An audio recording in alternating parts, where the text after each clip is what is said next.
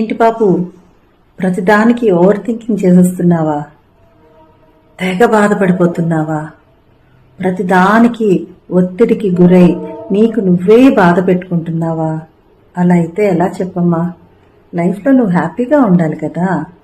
హ్యాపీగా ఉండాలంటే ఇలాంటి ఆలోచనలు వచ్చినప్పుడు బయట పడిపోవడానికి నువ్వు ప్రయత్నం అయితే చేయాలి కదా.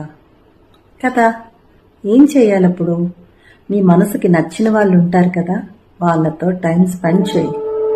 హ్యాపీగా జోక్స్ వేసుకొని డైవర్ట్ అవ్వడానికి ప్రయత్నించు. నీకు నచ్చిన పని ఉంటుంది కదా, నీకే పని నచ్చితే ఆ పని మీద ఫోకస్ పెట్టు.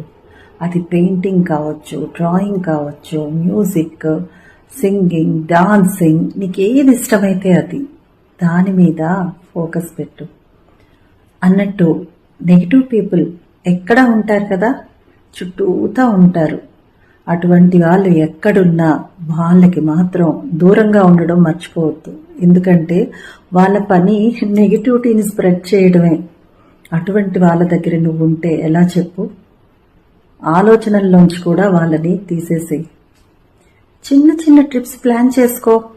హాయిగా కొత్త ప్లేస్, కొత్త గాలి బాగుంటుంది కదా. ఎప్పుడైనా అప్పుడప్పుడు టైం కుదిరినప్పుడు చిన్న చిన్న ట్రిప్స్ అయితే ప్లాన్ చేసుకో. అండ్ అలాగే అన్నిటికీ మించి పెట్స్ ఉంటే పెట్స్తో కూడా గడుపు. నీతో నువ్వు ఆనందంగా గడుపు. లైఫ్ని ఆస్వాదించాలి. మంచిగా, హ్యాపీగా, హెల్తీగా, పీస్ఫుల్గా, స్ట్రాంగ్గా ఉండేటట్లుగా నీకు నువ్వు మోటివేట్ చేసుకోవాలి. Yoga, meditation, deep breathing exercises ఇవన్నీ కూడా నీ జీవితంలో ఒక భాగం చేసుకోవాలి. ఏమీ అయిపోలేదు, నా లైఫ్ అయిపోయింది, ఇంకేముంది, ఇలాంటి ఫీలింగ్స్ వద్దు. నీ జీవితం ఏమీ అయిపోలేదు. ఒక కత్తికి పదును పోతే ఆ కత్తిని పదును పెట్టినట్లయితే మళ్ళా షార్ప్ అయిపోతుంది కదా.